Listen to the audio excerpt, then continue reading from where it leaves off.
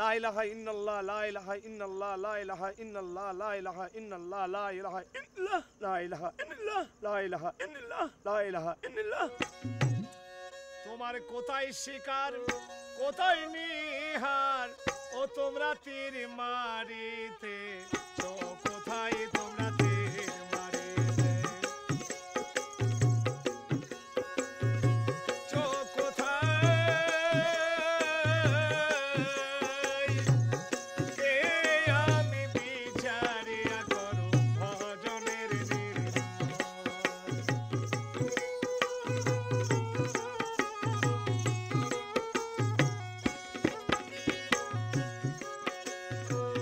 মুখে আল্লাহ আল্লাহ বলো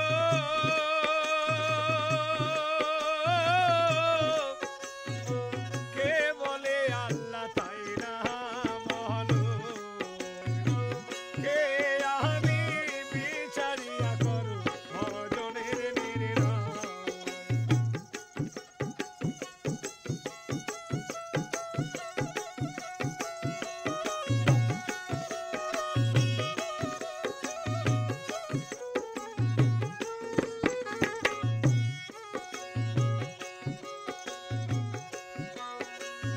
দেখছি আমি জগৎ জোড়া সংসারে আমি ভরা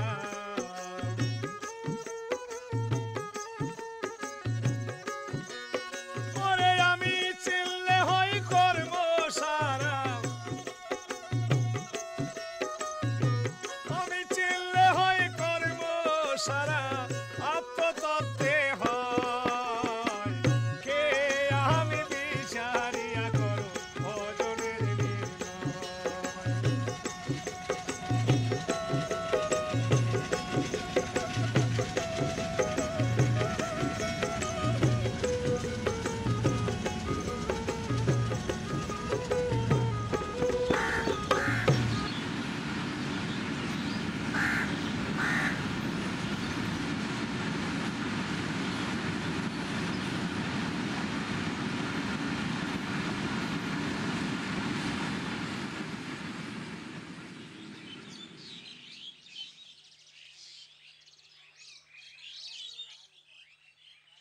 আল্লাহু আকবার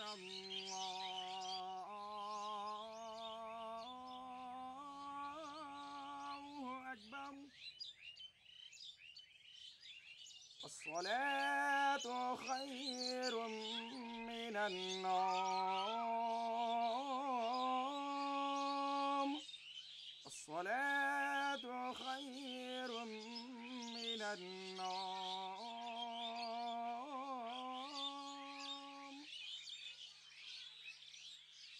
একদিন হবে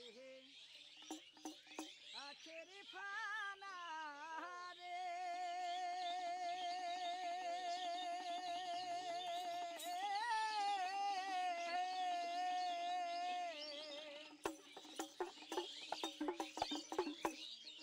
ও ভাই রে কুরা নেতে আছে জানা একদিন হবে আখের ফানা শোনো ও মুমিন ভাই কেউ রবে না একদিন হবে আখের ফানা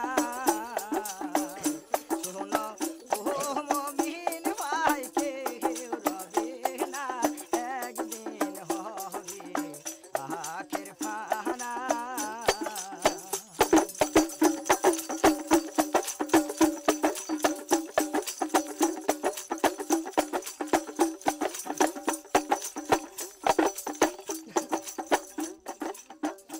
একদিন মা ফাতেমা বলবে কেঁদে ও গোরা বানা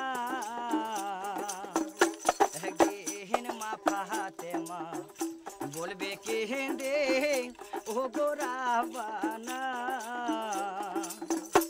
আমি হোসেন হাসেনের চাই না বিচার গো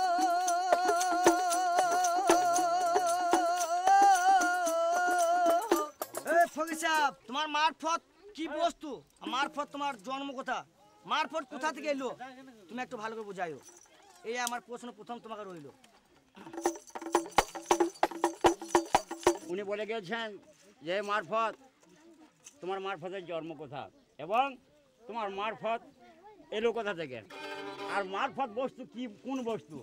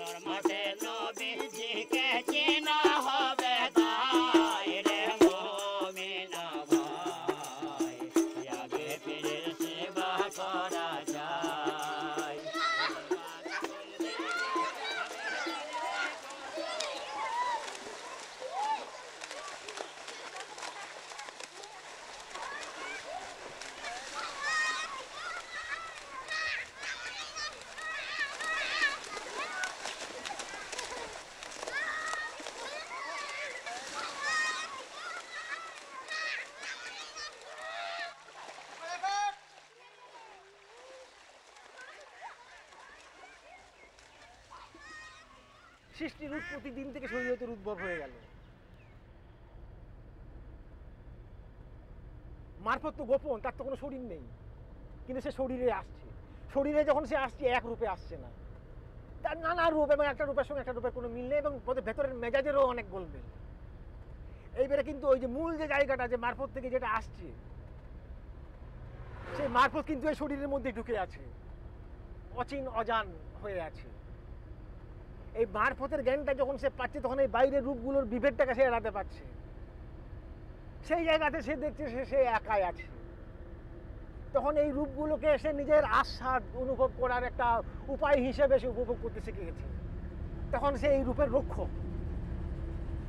তখন কিন্তু সে কোনো রূপ বাড়লে কমলে বা এই করলে পরে, রূপের বিস্তার ঘটলে পরে সে আতঙ্কিত হচ্ছে না। রূপটা তো চিনে গেছে, সেও যে এই রূপের অন্তরে যে অরূপটা রয়েছে সেটা ফিল করে গেছে, এবং এই অরূপটাকে আরও গভীরভাবে পেতে বুঝতে গেলে পরে তার আরও বৈচিত্র্যকে তার পাওয়া দরকার। আর এই মারফত জ্ঞানটা যাদের নেই, তারা কিন্তু এই প্রভেদটাকে এমনভাবে চিনছে, এটাকে সত্য বলে মানছে। এবং তখন হচ্ছে কি, যে সে যেন অন্যটাকে সে সহ্য করতে পারছে না, সেটাকে ধ্বংস না হলে পরে সে নিরাপত্তা বোধ করছে না। এত পরস্পর বিরোধী গোলমালে সে জড়িয়ে পড়ছে। তখন তার মুখে উচ্চারিত হচ্ছে, আমার ধর্মই সেরা ধর্ম, আমার প্রতি সেরা পথ। অর্থাৎ সমস্ত ব্যাপারটাকে মানে স্টিম রোলার চালিয়ে দিয়ে এক রূপে, একটা শরীয়তের লোক চাইছে এক রূপে পৃথিবীর সমস্ত মানুষের চেহারা হোক, এক রূপ চাই, এক পোশাক চাই, এক প্রার্থনা চাই, এক ভঙ্গি চাই। কিন্তু মারফতিরা কিন্তু একেবারে এর বিরোধী। কারণ এই যে রূপের জগৎটা, তার খেলাটা বন্ধ হয়ে যাবে। আলু 3 টাকা কিলো, 3 টাকা কিলো।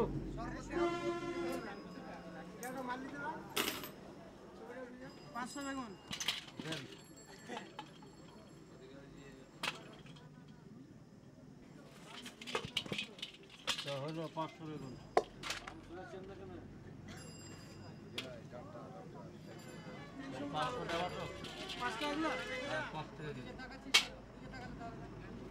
সাড়ে 300 গ্রাম।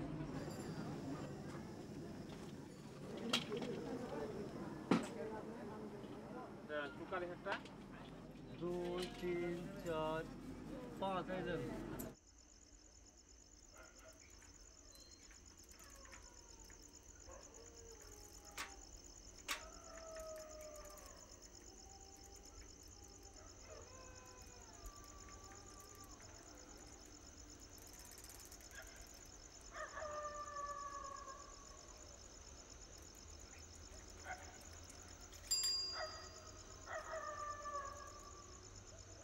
রুহুল ফকির নামে একজন বিশেষ মানুষ, শিক্ষিত পণ্ডিত, সে সারগাছির বাজারে থাকতো। আমি তখন গাঁজা খেতাম, তামাক খেতাম, তিনিও তামাক খেতেন। ওনার সংস্পর্শে আমি মাঝে মাঝে ওনার কাছে যেতাম, কিন্তু উনি আমাকে বলতেন, বাবা আমার কাছে এলে বা আমার কাছে বসলে কিছু শর্ত তোমাকে মানতে হবে, তাছাড়া আমার কাছে বসা যাবে না। উনি এই কথা বলতেন। উনি বললেন যে বাবা আমি এক রাস্তার মানুষ, তোমরা অন্য রাস্তার মানুষ, তোমরা শরীয়তের মানুষ। আর উনি বলতেন যে বাবা আমি মারেফাতের মানুষ, তা তুমি যদি এই পথ মাত ভালোবাসো তবে তোমাকে কিছু আমার কথা তোমাকে শুনতে হবে বা মানতে হবে। আমি বললাম বলেন কি কি করতে হবে আমাকে। উনি বললেন খাবারটা তুমি আগে ছাড়ো, খাদ্যটা আগে চেক করো, মাংস ডিম এই দুটো বাবা তোমার খাওয়া হবে না। আমি ওনাকে বললাম আচ্ছা ঠিক আছে, আমি খাবো না, ছেড়ে দিলাম। সঙ্গে সঙ্গেই ছেড়ে দিলাম তখন থেকেই, এবং সঙ্গে সঙ্গে উনি আমাকে কিছু কর্ম দান করলেন। এবং সেই কর্ম যখন আমি করতে শুরু করলাম তখন দেখা গেল কিছু 4 বছর কি 5 বছর কি 7 বছরের মধ্যেই কিছু আলোর অন্বেষণ পাওয়া গেল। আমি আমাকে চিনবো জানবো তার ধরুন গুরু যে শিক্ষা দিয়েছেন, মানে গোপন যে শিক্ষা, তা সেই শিক্ষা আমি আমার স্ত্রীকে বললাম, সেও এই রাস্তায় এলো। এবং সেই শিক্ষা যে গোপন যে শিক্ষাটা, এখানে দেহের মানে দৈহিক সাধনা, আমরা স্বামী স্ত্রী দুজনেই যদি এই দৈহিক সাধনা, এই যে দেহযজ্ঞ মিলন, এই দেহযজ্ঞ যদি করতে পারে তাহলে সেটাই সবচেয়ে ভালো। কামকে সম্বরণ করাই এই রাস্তা, কামকে কন্ট্রোল করা। কেউ কেউ পেরেছে কামকে পুরা কন্ট্রোল করেছে, কেউ কেউ অর্ধেকও পেরেছে। যে যেমন সাজবে সে সেই রকম কামকে কন্ট্রোল করতে পারবে। কাম থেকেই সৃষ্টি, কাম থেকেই প্রেম। কাম ছাড়া তো সৃষ্টি হবে না। আর ওই কামেই আপনার কাম নিবারণ হবে। আপনি তো সাজবেন কাম, এবার কামকে যদি ঠিক মতো সাজতে না পারেন তাহলে তো আপনার তো খণ্ড হয়েই যাবে।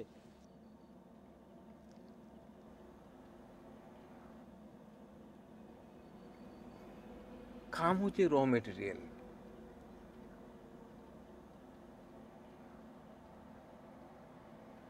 স্থূলতা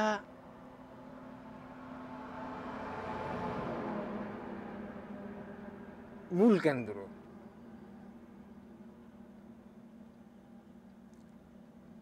তো এটা একটা শক্তি, মূল শক্তি। কাম সবসময় বহির্গামী, রঙের জগতে সে মানুষকে বিভ্রান্ত করে।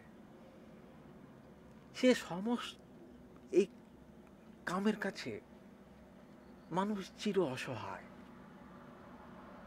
তাবৎ বন্ধন কাম থেকে কামনা, আর এই কামনা চরিতার্থ করতে যে এটা তো হয় না এইভাবে চরিতার্থ। তাই মানুষের ভোগান্তি শেষ নেই। মানে কামই মানুষের আর্তনাদে গোটা পৃথিবী ছেয়ে গেছে। তো সাধকেরা এইটাকে সাধনা করে শরীরের মধ্যে আছে মারফত, কাম আছে শরীরে, তো এই শরীরকে কামকে চেনা, কামের কাজগুলোকে বোঝা, তার কিভাবে রূপান্তরিত হয় সেটাকে আনা, তো এইগুলো বুঝতে গেলে পরে শরীরকে তন্ন তন্ন ভাবে বুঝতে হবে।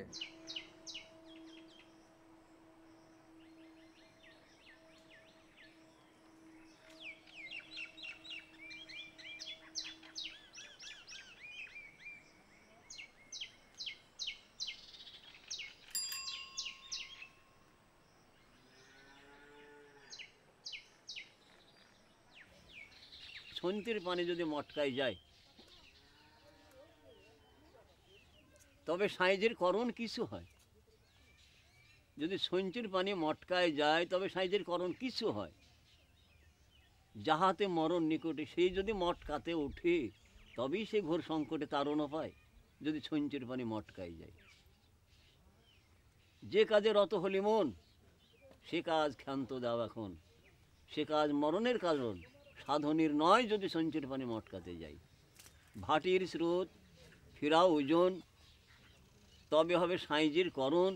দিনহীন দুদ্ধের বর্ণ লালন সাইজিরও কৃপায় যদি সঞ্চির পানি মটকায় যায়।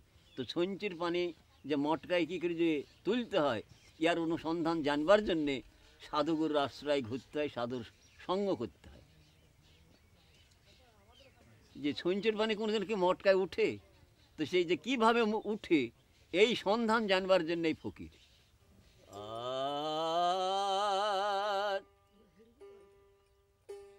সবে বলে লালন ফকির হিন্দকে জবন, সবে বলে লালন ফকির হিন্দ কি জবন। এই সবে বলে লালন ফকির হিন্দকে জবন। লালন বলে আমার আমি না জানি সন্ধান হিন্দু কি জবন। একে ঘাটে আসা যাওয়া, এক পাটনি দিচ্ছে খিওয়া। একই ঘাটে আসা যাওয়া, এক পাটনি দিচ্ছে খিওয়া। কেউ হয় না কারো ছুয়া, বিভিন্ন জল কে কোথায় করে পান হিন্দু কি জবন। সবে বলে লালন ফকির হিন্দু কি জবন। বিবিদের নাই মুসলমানি, ওইটা নাই যার সেও তো বামিনী। বিবিদের নাই মুসলমানি, ওইটা নাই যার সেও তো বামিনী। বুঝোর ভয় দিব্য জ্ঞানী, বুঝোরে ভয় দিব্য জ্ঞানী। লালন তেমনি খাতনার এক জাত হিন্দু কি জবন। সবে বলে লালন ফকির হিন্দু কি জবন।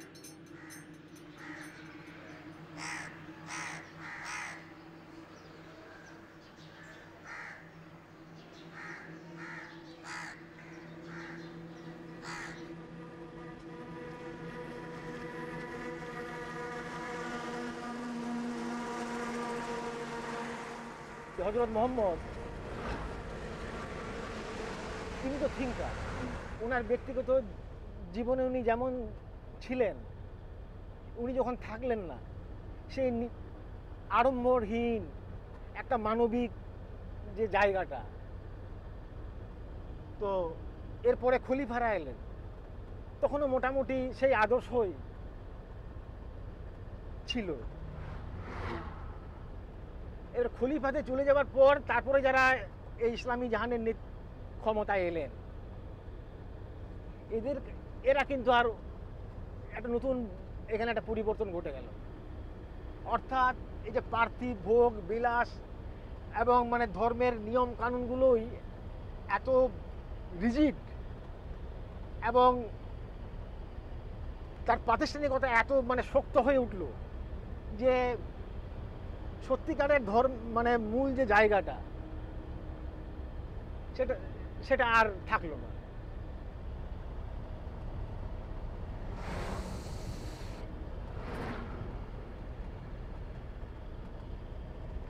সেই সময় যারা কিছু এই যেমন মানে যারা মৌরমী লোক, তারা ইসলামের এই রূপ দেখে তারা অবাক হয়ে গেল, এ কি, এ কোন ইসলাম এবং আমাদের সামনে। কিন্তু ওই ইসলাম তখন এত শক্ত হয়ে গেছে যে ওর বিরুদ্ধে প্রতিবাদ অর্থহীন। প্রতিবাদ, এরা মুসলিমেও এবং ওরা প্রচন্ড ক্ষমতাশালী, সরাসরি তার লড়াইয়ে তারা গেল না। তবে তারা করলো কি না, একেবারে একটা আদর্শের যে জীবনটা হযরত মুহাম্মদের ব্যক্তিগত জীবন, খলিফাদের জীবন এবং তাদের চালচলন, সেই আদর্শের যে জীবনটা তারা নীরবে ওদের কাছে নীরবে সেইটাকে ওরা প্রতিপালন করলো। একটা নীরবে একটা প্রতিবাদটাকে ধরে তারা রাখলো। আরবে সুফির জন্ম হলো পরেও কিন্তু আরবে সেটা খুব একটা জেগে ওঠেনি। পারস্যে সেই অনুকূল আবহাওয়ায় সুফি মত বিকশিত হলো এবং আফগানিস্তান, সমরখন্দ, বুখারা ওই অঞ্চল ঘুরে ভারতবর্ষে সুফি মত আসছে। সুফি যেখানে যাচ্ছে সেইখানকার নিজস্ব কৃষ্টি সভ্যতা সংস্কৃতির সঙ্গে তার আদান প্রদান করছে। এখানকার সহজিয়ার সঙ্গে ওখানকার সহজিয়া মতে অপ্রাতিষ্ঠানিক চিন্তাভাবনার লেনদেন ঘটছে। উত্তর ভারতে একরকমভাবে ঘটলো, বাংলায় যখন এলো তখন এখানে বৌদ্ধ ধারা, এখানে তন্ত্র আর এখানে এই যে সুফি, এই তিনের মিলনটা হলো।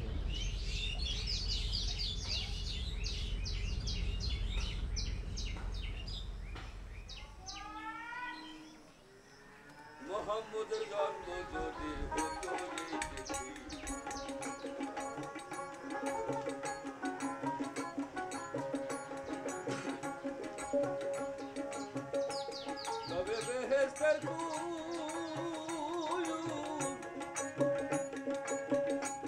তবে বেহেশতের কোন ভাষা হতো, তোমরা বলো তো এসে মোহাম্মদের জন্ম যদি হতো এই দেশে।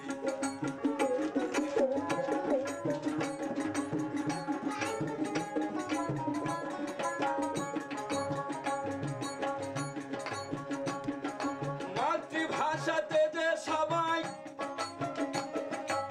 আরবি বিদেশি ভাষা শিখলো রে ভাই, ওই মাতৃভাষাতে যে সবাই আরবি বিদেশি ভাষা শিখলো রে ভাই, তাতে ভাই ফায়দা তো নাই, তাতে ভাই ফায়দা তো নাই। অবশেষে মোহাম্মদের জন্ম যদি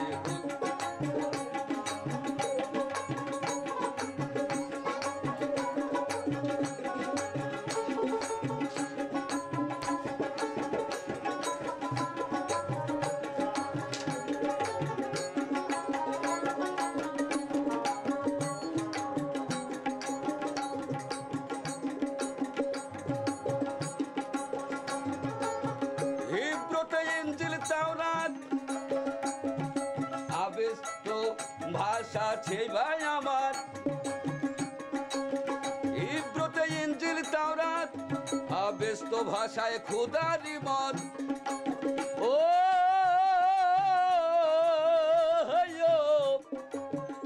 ইনজিল হিব্রুতে ইনজিল তাওরাত আবেস্ত ভাষায় খুদারি মত। আবার আবার সংস্কৃতি ওই বেদের বাদ, আবার সংস্কৃতি ওই বেদের বাদ, লিখায় আছে সবই শেষে মোহাম্মদের জন্ম যদি হতো।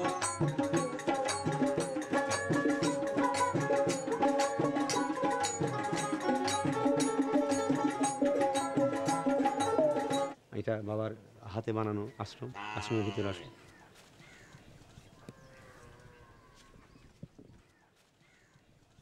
এটা বানানো বাবার আশ্রম। আমাদের এখানে মেলা যখন শুরু হয় তখন আমাদের এই ওই যে লেবুতলায় যেটা ওখানে সাধুগুরু বসে বসেন, ওখানে আল্লাহর নাম জিকির হয়, গুরুর নাম হয়। এখানে আমাদের বাবা থাকতে সব গ্রামের মানুষকে বলতেন আর কি, যে তোমরা এসো, আমাদের মহা উৎসব, আমাদের নাম তোমরা শুনো, আমরা কী করছি তোমরা দেখো। আমরা তো খারাপ কাজ কিছু করিনি, আল্লাহর গুণগান গাই। এখানে ভালো ভালো মানুষ শিক্ষামূলক এখানে গান শিক্ষা দেওয়া হয়, তথ্য কথা বলা হয়। আসতেন বাবার একতারা বাঁধেন, সে একতারা তো নয়, একটা কৃত্রিম একতারা বানিয়ে আমরা রেখেছি বাবার সেই স্মৃতি স্মরণে। বাবার এখানে সমাধি আছে, এখানে আজ 5 বছর হলে বাবার দেহরা থাকে না। সমাধি আমরা অনুষ্ঠানের দিন আমরা এখানে ভক্তবৃন্দ সব চারে বসে। আর এটা সমাধি, আপনারা ভিতরে আসবেন, ভিতরে আসুন, ভিতরে আসুন। বাবার সমাধি,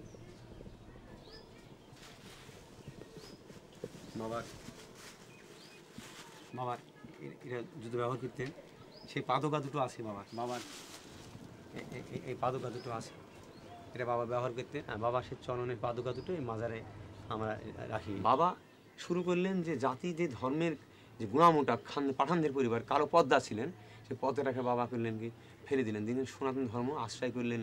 লালন ঘরের ঘরানি ইমান পণ্ডিত গুরুদেব, লালনের ঘর থেকে যেটা স্রোত আর কি। তো এপার বাংলা এক ছিলেন বাবা মাতব্বর আলী খান, উনি ওই আমাদের কোর্ট মেহেরপুর ছিলেন, কুষ্টিয়া যেতেন, ঘোড়ায় চড়ে যেতেন। তখনই ওই সব ভক্তদেরকে নিয়ে এসে বাবা এই লালন ফকিরের ঘরটাকে এই বাংলার বুকে, ভারতবর্ষের বুকে আমরা জোর কণ্ঠে বুকে হাতে বলতে পারি যে এই পরিবার আজাদ ফকির এটাকে প্রচার করতে শুরু করলেন। কালো পর্দাটাকে খুলে ফেললেন। আমাদের বারান্দানায় আমাদের মানে বৈঠকখানা ছিল, এই দেখবেন মুসলমানদের বৈঠকখানা থাকতেন, মানে কেউ নারীর মুখ দেখতে পেতেন না, সেই কালো পর্দাটা বাবা খুলে দিলেন।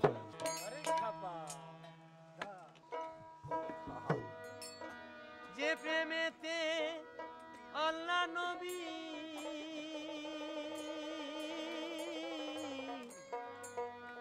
ভবে মিরাজ করেছে, শুধাই কার কাছে নিগুড়ি প্রেমী কথাটি, তাই আজ আমি শুধাই কার কাছে।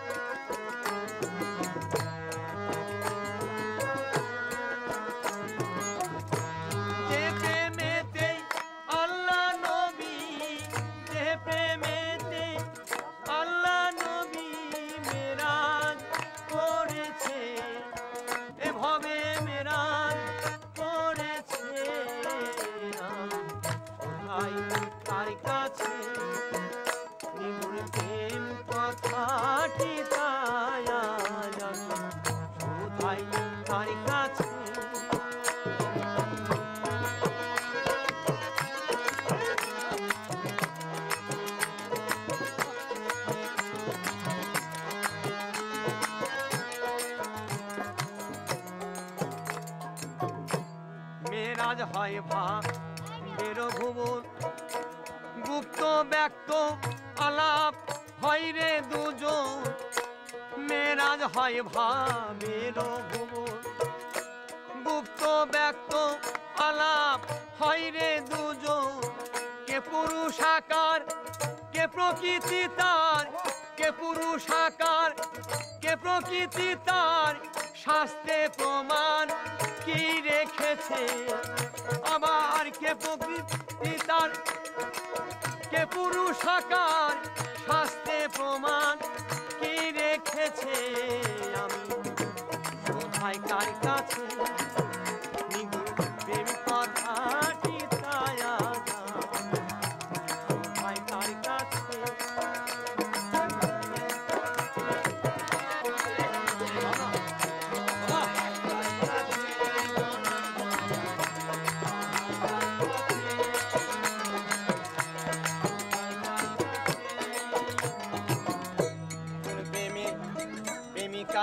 হয় ফাতেমা করলেন সাইতে অতি ভজনা কোন প্রেমের প্রেমিকা হয় ফাতেমা করলেন সাইতে অতি ভজনা কোন প্রেমের দায় ফাতেমাকে সাই কোন প্রেমের দায় ফাতেমাকে সাই সাই আমার মা বোন বলেছে ওরে কোন প্রেমের দায় ফাতেমাকে সাই সাই আমার মা বোন বলেছে আমি কোথায় কার কাছে প্রেম কথাটি তাই আজ আমি কোথায় কার কাছে বলো দয়া কোথায় কার কাছে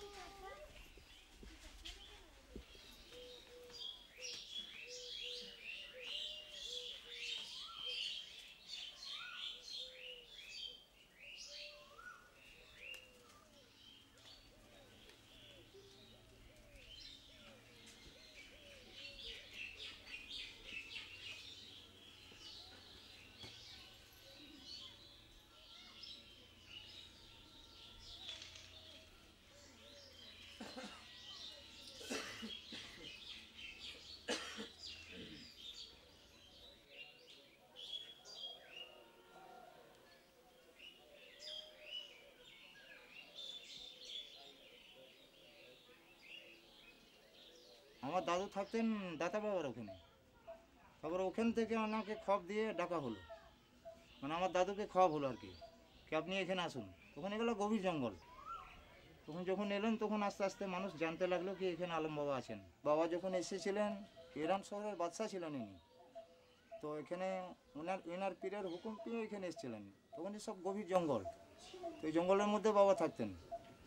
তারপরে যখন বাবার হুকুম হলো দেহ রাখার, তো মানে মাটিতে আপনার মাটির সঙ্গে কথা করে ওই কবর নিলেন। এখানে ভিন্ন ভেদ কিছু নেই, এখানে সবাই এসে এক হয়ে যান। কি হিন্দু কি মুসলমান কি খ্রিস্টান, মানে ফকির সাধুর লাইনে বলছে কি 36টা জাতকে যদি এক না করা যায় তাহলে সে ফকিরি করতে পারবে না বা সে পীর হতে পারে না। তিনি এক হয়ে বসেছেন একাকার। মুসলমানরা বলে আল্লাহ, হিন্দু বলে ভগবান, তবে কেন ভেদা ভেদে আজ হিন্দু আর মুসলমান। মদিনা এলেন মোহাম্মদ, মথুরাতে গেল হোসেন, ইমান খেলা খেলে রাসূল, নীলা খেলে ঘন সেন।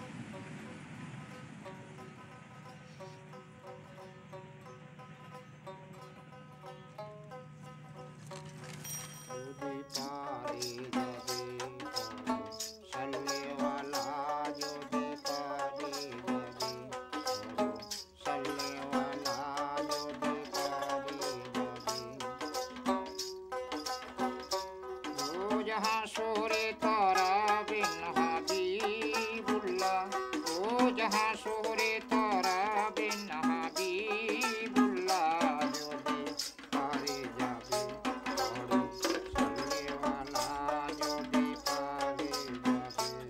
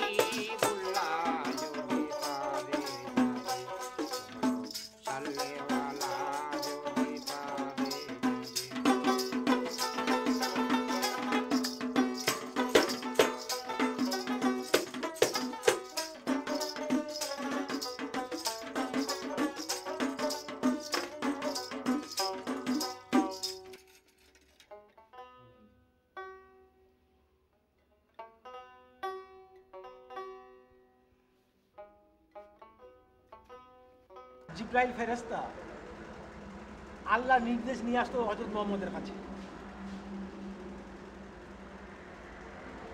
তো এবং সে যে আনতো সেইগুলো হচ্ছে কোরআন। নানা সময় উনি আল্লাহর বাণী। তো একদিন হযরত জিজ্ঞাসা করছেন যে তুমি যে আল্লাহর বাণী আনছো, তুমি কি আল্লাহকে দেখেছো? তো বলছেন না। তুমি ওর বাণী আনছো তো ওকে দেখোনি? বলছে না, একটা বিশেষ আঘাত গণ্ডি পর্যন্ত আমি যেতে পারি, আমি সেইখানে নির্দেশ পাই এবং আমি আনি, এর বাইরে আর এগোবার আমার নির্দেশ নেই। তুমি কি দেখতে চাও? বলছে আমি চাইলেও কি করে দেখবো? তুমি যদি চাও তাহলে পরে আমি আল্লাহকে দেখতে কেন চাই? তাহলে এই যে তুমি এইটাই করবে, এইভাবে তুমি তার সান্নিধ্য লাভ করবে।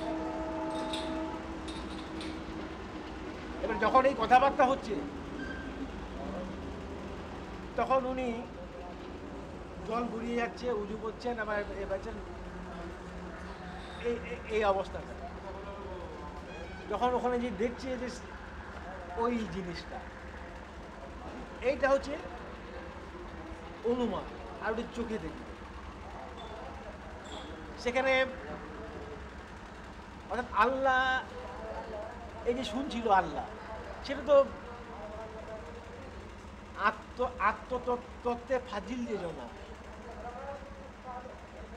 তারাই জানে সাইয়ের নিগুড় কারখানা। আবার রসুল রূপে প্রকাশ আমার রব্বানা, রব তো আল্লাহ, সে তো রসুল রূপে প্রকাশ করেছে। রসুল তো আদম রূপে প্রকাশিত হয়ে আরো প্রকাশিত হয়েছে। আদম থেকে আমরা আরো একটা বিশাল প্রকাশনার স্রোতের মধ্যে দিয়ে আমরা এসেছি। স্রষ্টা এই সৃষ্টির ভেতরেই আছে, এই দেহেই আছে। এবারে এই দেহের সমস্ত সৃষ্টির মানে কুশলতা, কারুকার্যর ব্যাপার এবং তার প্রণালীর মধ্যে দিয়ে তার অন্বেষণ যদি আছে, তার সরাসরি তা সেটাকে মানে জানা। অর্থাৎ এই প্র্যাকটিসটা থাকলে পরে দেহের কোনো জাত নেই। এই যে মানুষ একটা জায়গায় আসতে পারছে, মানুষ ভালোবাসার, শ্রদ্ধার, জ্ঞানের, চেতনার একটা উচ্চ হয়ে যাচ্ছে, একটা প্রেমের জায়গা হয়ে যাচ্ছে। তখন কিন্তু মানুষের দিকে না তাকিয়ে শুধু ওই খড়ের বন্দা বা একটা কল্পিত ঈশ্বরের সামনে মাথা ঠোকা, এইগুলো হচ্ছে না। কারণ এই জায়গায় হলে পরে মানুষেরা স্বর্গের সার্টিফিকেট কেনে, কিন্তু এই জায়গায় থাকলে পরে তার স্বর্গের দরকার নেই, যে সব কিছু সে নিজের মধ্যেই পেয়ে যায়।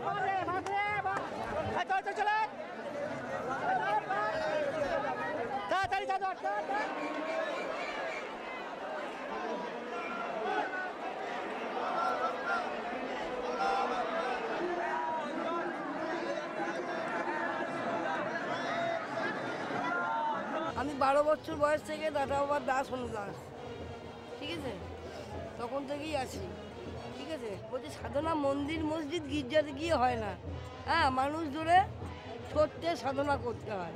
তো সেই সৎপথে সত্যে সাধনা করেছি বাপ, ঠিক আছে। মহৎ মানুষের চরণ ধরেছিলাম আমি, যার কাছ থেকে এই রাস্তা পেয়েছি। ওনার বাড়ি ছিল খাটোয়া বাগানিপাড়া, খোদার বক সাহেবের ছেলে খারুল সাহেব, তার কাছ থেকে আমি এই পীঠ পথের প্রতীক হয়েছি বা দাদার চরণ দর্শন পেয়েছি, ঠিক আছে। আমি একজন ব্রাহ্মণ কন্যা, হিন্দুর মেয়ে দাদা বাবার সন্ধান আমি পেতাম না, কিন্তু আমি ওই পীর পাগল ছিলাম, পীরের কাছ থেকে এই রাস্তা পেয়েছি, বাটুদুর দাদা বাবা এনেছি। আপনি যেখানে থাকেন আপনি আপনার স্ত্রীকে সঙ্গে করে নিয়ে যান। ভবানীপুরে 7 তার আপনি যেখানে থাকেন অনুষ্ঠান অনুষ্ঠিত এসে আপনার স্ত্রীকে সঙ্গে করে নিয়ে যান।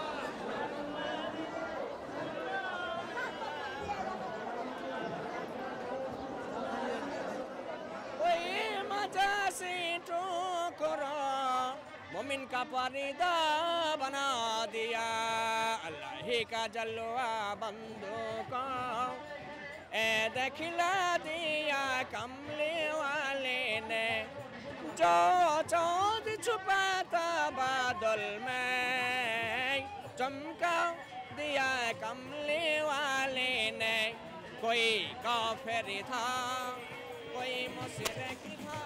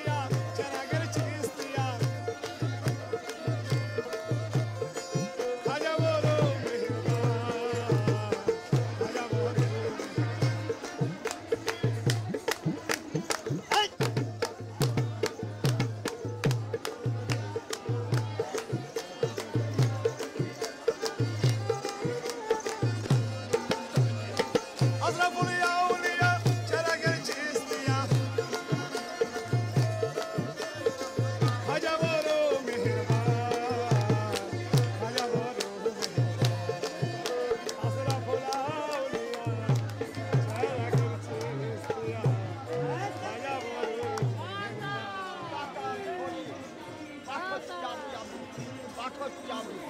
আমি ডাটার পুত্র, ডাটার ধরে মুক্তার আলী নারায়ণ বাবা আজমির শরীফ জারিয়ার সলখম্বা, আজমির জারিয়ার সলখম্বা, আজমির দয়ার মদিনা, সোনার মদিনা, পাথর চাবি দয়ার মদিনা, পাথর চাবি মাস্টার কাবা ঘর, রসুলের রাউজা, জান্নাতের বাড়ি মা ফাতেমা।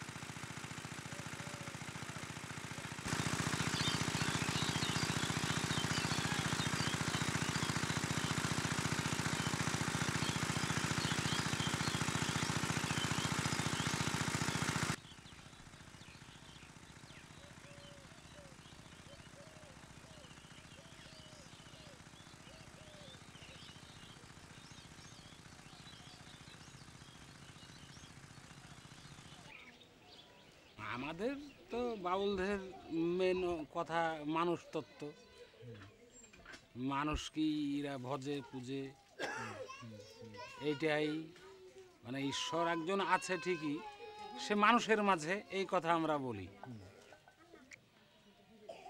বুঝলেন? আর হয়তো কেউ ওই আন্দাজে ঈশ্বর আছে তাই বলে। তো ঈশ্বর তো একজন আছে ঠিকই, কিন্তু সে কি আকারে কি ব্যাপারে সেটা নিয়ে এই বাউলরা বেশি লড়াচড়া লাড়াঘাটা এইসব আলোচনা বোঝাপড়া এইসব করে। গুড়ের সঙ্গে যেমন মিষ্টি মিশিয়ে আছে, এই মানুষের সঙ্গে ওই রকম ঈশ্বর মিশিয়ে আছে, আলাদা করতে কেউ পারবে না। দুগ্ধে যেমন মাখন মিশিয়ে আছে, এরকম জিনিস ঈশ্বর মানুষের সঙ্গে আলাদা করতে কেউ পারবে না। নবী এবং আদম আর খুদা এ তিনে কোনোদিন আলাদা নয়, তাই বলছে। তো আদমকেই যদি সেজদা দেওয়া যায় তাহলেই সেই ঈশ্বর পাবে, এটি আমরা গানের ছলে বলি। সৃষ্টি হলো মানুষ, স্রষ্টা ঈশ্বর। তো এই সৃষ্টির মাধ্যমে তাকে পেতে হবে। মানুষ যেমন আসবার সময়তেও মাধ্যম লাগে, মাধ্যম ছাড়া তো এখানে কেউ আসতে পারেনি, বুঝে দেখেন। মাধ্যম মানেই মানুষ, ওই বাবা মা তারা তো মানুষ। তো সেই রকম যাওয়ার সময় ঈশ্বরকেও যদি কেউ পেতে যায়, এই মাধ্যম লাগবে, একজন মানুষের মাধ্যমে তাকে পেতে হবে, এটি আমাদের বক্তব্য।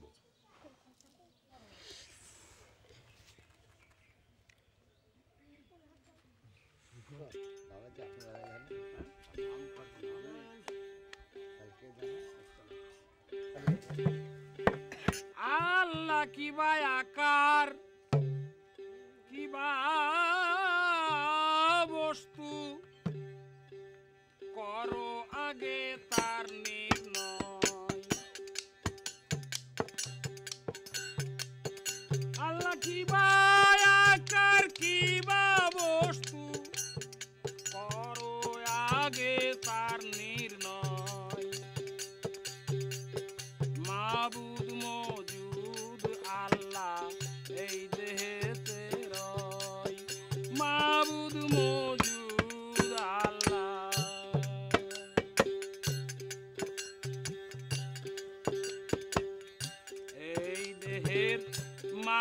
রব্বানা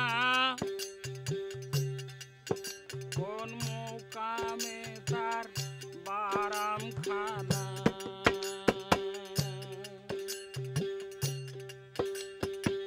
এই দেহের মালিক রব্বানা কোন মোকামে তার বারাম খানা তার সঙ্গে নাই দেখা শোনা থাকে এক জায়গায় তার সঙ্গে নাই দেখা শোনা থাকে এক জায়গায় মাবুদ মওজুদ আল্লাহ এই দেহেতে রয় বস্তু যদি না হয় পরিচয় তবে চিনিব বলদের প্রাণ বস্তুর যদি না হয় পরিচয় তবে চিনিব বলদের প্রায় বহে বুঝা লজ্জত না পায় ফকির দুধু তেমনি প্রায় মাবুদ মওজুদ আল্লাহ এই দেহেতে রয় মাবুদ মওজুদ আল্লাহ আল্লাহ কি বায়াকার কি বা বস্তু করো আগে তার নির্ণয় মাবুদ মওজুদ আল্লাহ এই দেহেতে লালন বলেছে যাইত না গেলে পাই না হরি যাইত না গেলে পাই না হরি কি ছাড়ে জাতের গৌরব করি ছুস নে বলিয়ে ফকির লালন কয় যাইত হাতে পেলে পুরাইতাম আগুন দিয়ে এই যে যাইত যাইত যাকে করছে তাকে যদি হাতে পেতাম তুমি আগুন দিয়ে পুরাইতাম লালন এই বক্তব্য রাখলো যে হিন্দুর ঘরের ছেলে সে যদি বলে যে আমি এই গন্ডির মধ্যে থাকবো এর বাইরে আর কিছু নাই এ তাহলে তো সে বুঝতে না কুহের ব্যাং তো সে আর জাতের ওই বেড়া ভেঙে বেরিয়ে দেখতে হবে জগৎটা কি তা আর ওই মাটির মূর্তি পূজা করি সব হয়ে গেল স্বর্গ পাবো আমাদেরই ভগবান এই বলে যদি ওই বেড়ার মধ্যে ভরা থাকে সে ছেলে কিছু বুঝতে পারবে বলেন তো এই তো আমরা মুসলমান ঘরের ছেলে হয়ে এই যে সব বেড়া বুড়ি কিচ্ছু মানি নে নামাজও পড়ি নে রোজাও রাখি নে কিচ্ছু করি নে একবারে সারা শরীয়তের কাজ কিচ্ছু মানি নে গুনি নে কিচ্ছু না তবে তো এবারে ওই হয়তো আর একজন মানুষের দেখা পাচ্ছি কিন্তু নিজের সমাজের কাছে দোষী কিনা বলেন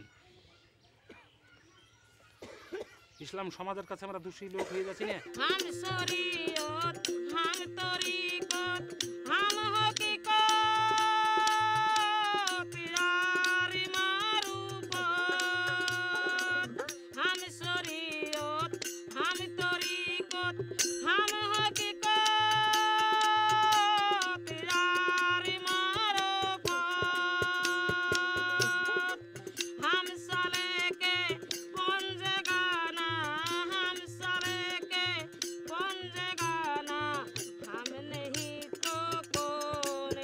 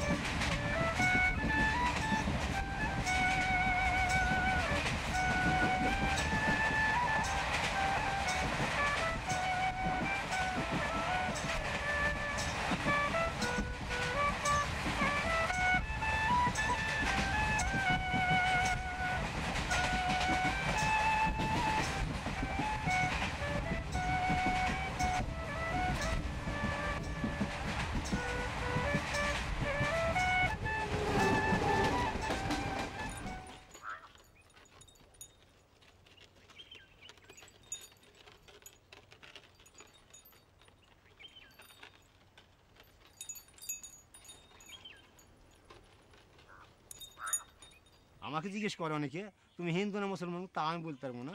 মানুষগুলো জন্ম নিয়েছি, আমি মানুষ মানে এইটুকু জানি, কী জাত কী ব্যাপার তা অত আমরা বাবা বলতে পারবো না। অনেকে অনেক প্রশ্ন করতো তোমরা রোজা করো না, নামাজ পড়ো না, জুম্মার নামাজ তোমরা কেন পড়ো না? আমার রোজা নামাজ করতে যায় না, তার জন্যে আমাকে মানে জেলে পড়ে দিয়েছিল, 501 টাকা জরিমানা করেছিল। আমি 3 দিন জেল খেটে এসেছি, আর এই খাবারকে দেশ ছেড়ে মানে তাড় দিয়েছিল। তবু আমরা নামাজও যাবো মানে মানে আমরা করি না। আমাদের নামাজ আমাদের মানে কাছে গুরু যেটা আমাদেরকে মানে বলে দিয়েছে সেটা আমরা করি। ভিন্ন নাই রে আল্লাহরি,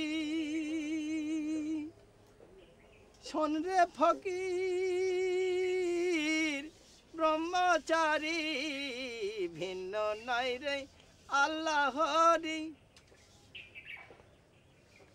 শোন রে ফকির ব্রহ্মচারী, চিনতে তারে হয় না দেরি, খুলে দে তোর হৃদয় প্রাণ।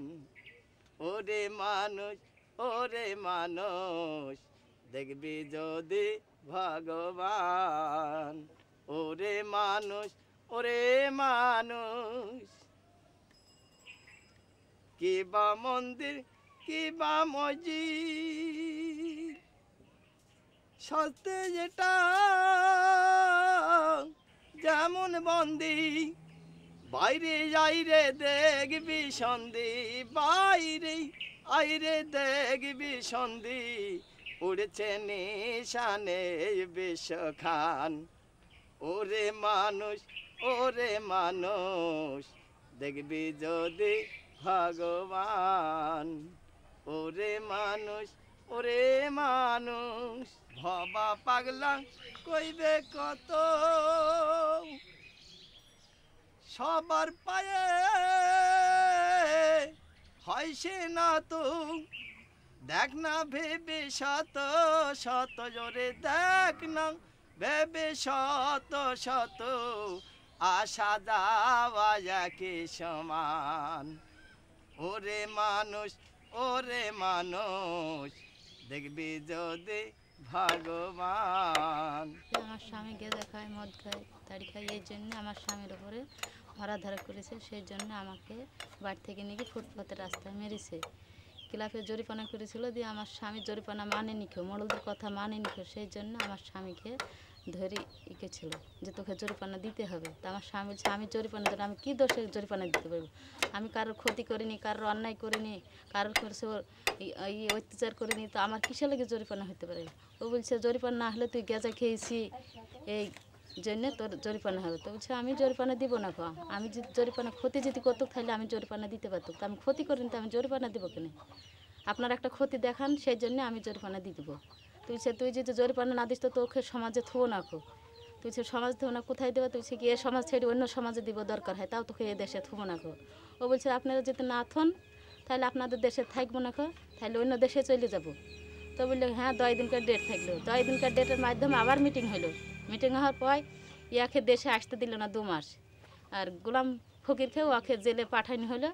ওকে ওখান থেকে সংগঠন থেকে ছাড়ানোর পর একে আবার ওনারাই প্রশাসন এনে বাড়িতে থুই গেল। দেখুন আবার বাড়িতে এখানটাতে যে ঝামেলাটা একটু আরম্ভ সৃষ্টি করে দিল, দেওয়ার পরে দেখুন এইখানকার একটা তাহিরুদ্দিন বলি এই ছেলেটারা দেখুন আমাকে বাড়ি থেকে, এখানে 2টা প্রশাসন আছে, প্রশাসনের ওই বাড়িটায় বসেছে, আর আমাকে বাড়ি থেকে নিয়ে গিয়ে ফুটপাতের রাস্তায় মারতে আরম্ভ করলো। দিরা যখন মারা ধরা করলো তখন প্রশাসন এসে দেখলো যে ইয়াকে কে অত্যাচারে মারা হলো। সে একটা টাকা, ইয়ারের টাকাটা বোধহয় কীভাবে মীমাংসা করছে না করছে এটা দেখনো, সবই বুঝনো, বোঝার পরে তাও দেখা যাচ্ছে যে মীমাংসাটা ভালো হয়নি, এই বলি একে মারা হয়েছে। তাই বললো এরা দেখুন প্রশাসনের সাথে সাথে থানাতে ফোন করলো, থানা থেকে গাড়ি আসলে এসে বড়বাবু বলছে যে কী জন্য মারা ধরা হলো চাইলো। এখানে তাহিরুদ্দিন স্ত্রী বলছে যে এখানে ছাগল আর মুরগি মেরেছিল আমার, সেই জন্যে আবেদের স্ত্রীকে মারা হয়েছে। নারে তারে ঈশান কাহানে দেখতে পাইনি দয়াল এই নয়নে রে, হাতের কাছে যার বাবেরি হাট বাজার, হাতের কাছে যার বাবেরি হাট বাজার, ধরতে গেল হাতে পাইলে তারে আমার ঘর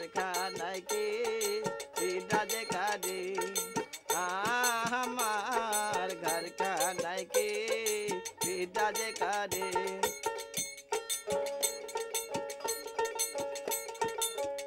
আপন ঘরের খবর হয় না বাঞ্চা করে দাদা পরকে চেনা রে আপন ঘরের খবর হয় না বাঞ্চা করে দাদা পরকে চেনা রে লালন বলে পর কি পরবার লালন বলে পর কি পরবার আমি কি রূপ সে কে রূপে আমার ঘর খানায় কে বিরাজ করে আমার ঘর খানায় কে বিরাজ করে জন্ম ভরিয়া একদিন না জন্ম ভরিয়া একদিন না একদিন না দেখলাম তারে আমার ঘর খানায় কে বিরাজ করে আমার ঘর খানায় কে বিরাজ করে আমার ঘর খানায় কে বিরাজ করে